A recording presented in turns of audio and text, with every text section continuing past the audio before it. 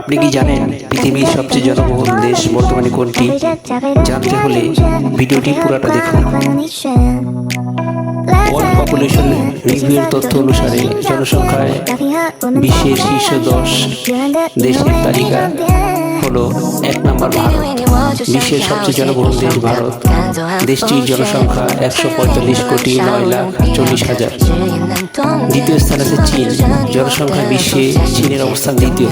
দেশের জনসংখ্যা 141,93,20,000।